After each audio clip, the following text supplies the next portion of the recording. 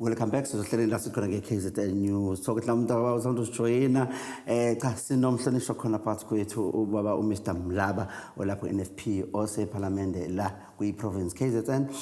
osihlala ke kumakomiti amaningana kwele kokutha ukhona kulona sport and recreation ukhona kulona kanjalo nakulele economic development. Ingakho sixoxa naye ngoba maningi ama-issues aba-discuss abaphekwawo lapha yana ukwazi ukuthi sibone ukuthi ke sibheke phi nabi iziphi izinto abasebenza phezulu kwazo. Kodwa kunye which is very interesting esifisa ukuthi sikuthole la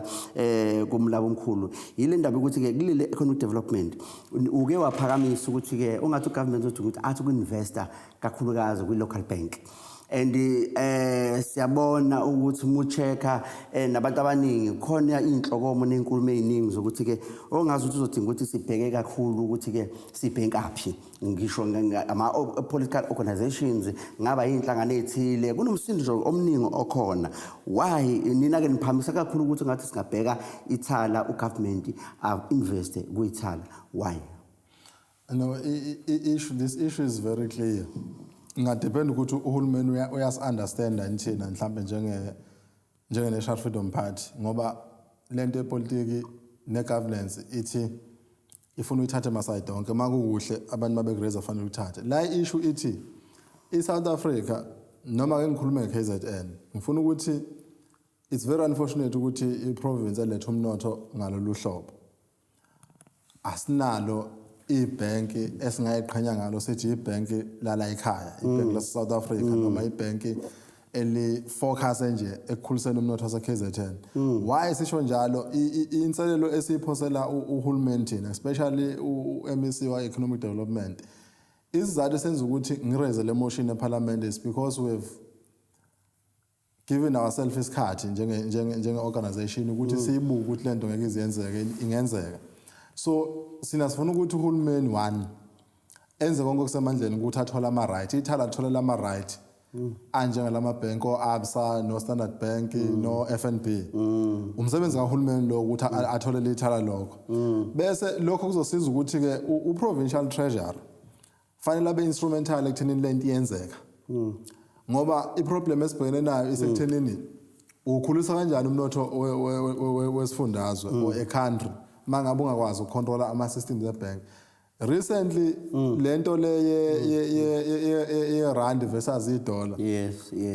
we find out ukuthi ama-bank ayi-manipulate in terms of interest rate. So uyicontrola kanjani mangabe ungenalo ibhank lakho eline-interest yasekhaya. Angithi uhulumeni is talking about the radical economic transformation.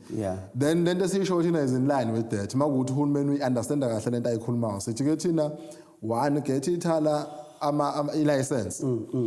yokuthi libe yibhenki elisemthethweni nebhenki elizinzile njengalamanye ukuthi lenze yonke lento likwazi ukuthi libe nama-international links lapho nokukhula ngoba ngicabanga ukuthi lapho li-active kakhulu kwi-province alikho national kakhulu. Abese lilekelela ngokuthi fanele kube ne-system ukuthi ithala lewa recover kanjani lama-debt ngoba ngesikhathi libolekisa ngemali we understand ukuthi ngonyaka odlula likwazanga ukuqoqa inzuzo yalo ngalendlela ofanele iqoqwe ngayo but uhulumeni must devise a strategy. Economic Development Department ayiqhamuke ne-strategy esikholwayo futhi ukuthi njenge-National Freedom Party bring us on board because we understand what we're talking about. Then bese siyihlahla ukuthi sibone ukuthi uhulumeni akenze 1 2 3. This is the right direction engathathwa i-province yaKwaZulu-Natal engathathwa i-provincial treasurer engathathwa i-South Africa ukuthi zonke lezi imboni esikhuluma ngazo eyise-KZN zonke angithi zizoba senteni ethi zizokhulisa the more ithala limumatha more the more ivolume yalikhulu then sizoba-ke nento esoyiqhenya ngayo as a province ukuthi ke ama-funds ethu are protected as a result umnotho wethu uyakhula because we've got into eyi-entity ethu esiyaziyo ukuthi sikhiqizela umnotho rather than into esithi eyale phesheya uma kufika nje isikhathi sokuthi ithi iyahamba they don't care about us. Mhlawumbe leyo nto esikhalisa kakhulu and kuzosiza kakhulu umnotho wesifundazwe lokho nje kukodwa nje ukuthi you've got ibhenki eligxile kuma-grassroots level ngoba ileyo that has been lacking. Nokuthi ikhale eziningi evela kuma-research navela uyabona ukuthi abantu bakithi ababhekelelekile kahle kulama bank amanye maningi ama benefits ukuthi abathola fana ngabe bayathola kodwa kube kuyibhenki elikhona la but when it comes to izinto eziningi ngabe uapply loan into ekhalisa abantu umufika nje lapha baningi abantu abathola ukuthi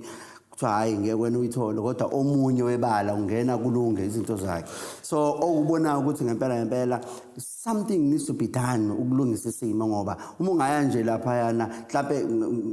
uthi ufika uapply mhlawumbe ufuna uqala ibusiness noma yini ngeke bakunika imali kodwa umunye webala yena uzokwazi ukuthi asizakala ukuthi there is a problem somehow enye into emhlonishwa umlaba ekhalisa nabantu kakhulu ukudliwa kwezindlu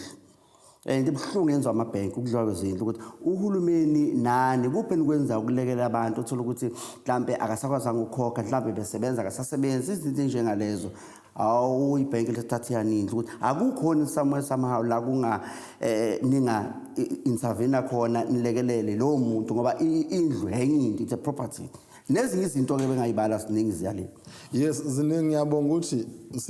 sibona ngendlela efanayo you see I problem enkulu njengobusho amabhenka akhona la South Africa kodwa ungasona wala South Africa njengoba sesichazile kodwa ala esiwasebenzayo lento ebala esebenza kakhulu you see I'll give you a case yemoto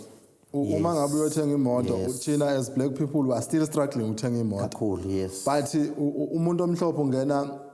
kwa Mercedes enamadenta more than you just because umhlophe nje bazo approve ideal yakhe uzo afford sekuphelile and then umuntu uyabuka wena uthola ukuthi kunezinto ezincane ubona ukuthi bazokubamba ngazo ugcina ungasizakala nayo lento yama loans bese ubuya kule yokudliwa kwezindlu ngicabanga ukuthi uhulumeni into okudinga ukuthi ayenze thoroughly ukuthi fanele asilekelele ekuthenini noma fanele siulekelele umphakathi ekuthenini angabi lolu kudliwa kwendla ngisho njalo because lapho sebenza umuntu akasasebenzi usalinde uya-apply njoba isimo sinjena nje South Africa umsebenzi engabona manje enze njani uzohlala there must be a waiting period nanokuthi uhulumeni ezinye zezinto mhlambe eSouth Africa engakazenzi kahle mawukhuluma ngempesheni nje yami uhulumeni mhlambe kusafanele ukuthi ayi revisit indaba yempesheni ngoba khona izinto ezuthula ufanele uyicheck do you allow umuntu ukuthi asafarisha ahlale emgwaqeni ngoba akakwazi ukukhokha but at the same time unempesheni okuthiwa uyozahlanisa u65 or 60 ukuthi ibe available ongabe mhlambe uhulumeni uyakwazi ukumnika ipercent to cover this kodwa kube ne strategy ukuthi how to maneuver it ngoba mawukhuluma ngale amabhenki awayikhandi friendship nathi kuba ukuthi nje is either you give me or ngiyayithatha lento engiyithathayo but siyavumelana ukuthi uhulumeni akakahlale namabhenki that is why ke sifuna ithala sithi ibhenki elizocontrola eSouth Africa elizo understand ama dynamics ala eSouth Africa not elizothatha nje ama clients kuphele lapho kodwa you need ibhenki elizothatha nje ama client bese lithi go through ukuthi South Africa currently in terms of economy emila lento iyafuna ukuthi kukhulunywe kodwa siyangasayidala ngoba it's very seriously issue amabhenki mhlonishwa umlaba ngoba ama politicians ngiyacabanga ukuthi nina eMparliament really you need to discuss it further even in terms of ukuthi ke amabhenki akakhulumi nabantu ukuthi hayi manje sesicabanga ukukhuphula imali ukuthi mu withdraw noma udeposit yabona izimali ezibanjwayo uthi abathe hawu sokusebenzisa imali engaka uyabona into le uthola ukuthi ke at the same time futhi abafuni sikhule sisoya ngaseyitolo kukhona into gogo bathi sinegogogogo ngiyalinganisa ubuwazi ukuthi lapho isigogogogo sakho ngisibonelo uma bowushiya u10 rand uzofika u10 rand abakufuni lo amabhenki afuna imali uzoyifaka kubona bafuna izitokfela bazama izitokfela ukuyibuyisa yonke imali yemabhenki kanti izitokfela boku imali ebiba lapha ayikho ibideductwa ibithathwa ama charges nani now uma siya lapha kunemali abayibambayo manje ukuthi and iyanguya le mali yakhuphuka ukuthi izinto ezinjengalezo abakhulumi nawo ukuthi sicabanga ukukhuphula ngepercent thizeni they just do it ukuthi what kind of a communication isingena kuona lento ama bank is very serious kodwa awesika seyitolo khenze enye sock kanye nawo